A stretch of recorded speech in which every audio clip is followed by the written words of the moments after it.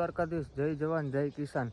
ભાઈ આપણે અમુક 2-3 જિલ્લામાં વરસાદ નથી થયો એટલે છે ને ભાઈ અટાણે પાણીની હાવ અછત થઈ પડી છે. કેમ કે ભાઈ વરસાદ થયો નથી અને માંડવી હુકાય છે. જો આવી અટાણે ભાઈ માંડવીની પોઝિશન થઈ ગઈ છે. માંડવીની જે આ હુકાઈ ગઈ પોઝિશન છે ને એ જ પોઝિશન અટાણે આપણા બધા ખેડૂની છે. કેમ કે ભાઈ વરસાદ જ નથી થયો અને માથે જતા સરકાર એવા નિર્ણય લે છે. હજી આજકાલમાં જ એક સરકારે નિર્ણય લીધો કે ખેડૂતોની વારે સરકાર આવી છે. 8 કલાક વીજળી જે આપતા એ હવે 10 કલાક, પણ પાણી જ નથી તો ભાઈ અમારે 8 ની 10 કલાક કરવી શું? અને 8 કલાક લાઇટ આવતી એમાં એ ભાઈ અમે 8 કલાક ગરકા માર્યા રાખતા હળિયાપટ્ટી. હવે 10 કલાક દેખો તો 10 કલાક હળિયાપટ્ટી. એમાંય વચ્ચે કંપનીની એલસી હોય.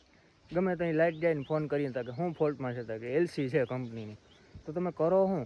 ખેડૂતને એમ કહો 10 કલાક લાઇટ દીધી, 10 કલાકમાં તમારી 5 કલાક તો તમારી કંપનીની એલસી હોય, તો ખેડૂતને કરવાનું શું? બાકી ભાઈ અટાણે પોઝિશન જે આ માંડવીની છે ને એ જ પોઝિશન અટાણે ભાઈ આપણા ખેડૂની છે. ખેડૂ મરી ગયા હોવ, પણ સરકારને જરાય નાક જ નથી. એવા નિર્ણય લે છે એસીવાળી ઓફિસોમાં બેસીને, એને નાક જ નથી. ખેડૂની વારે સરકાર આવીને આવું બોલે ને એવા નિર્ણય લે. ઘાસચારો ટનમાં ના દેખાડે, કિલામાં દેખાડે. આટલા લાખ કિલો એ કે આપણી પાસે ઘાસચારો પડ્યો છે. ભાઈ ટનમાં દેખાડો તો તમારો એ કંઈ થતું જ નથી. એક ગામે એમાં તમારું પૂરું નથી પડતું. તમે કિલ્લામાં દેખાડીને આટલું ઊંચું ચડાવી દો. આ આપણી સરકાર છે. અટાણે ભાઈ ખેડૂતની પોઝિશન અટાણે છે ને હાવ એકદમ ટાઈટ થઈ ગઈ છે. આવું છે બધું.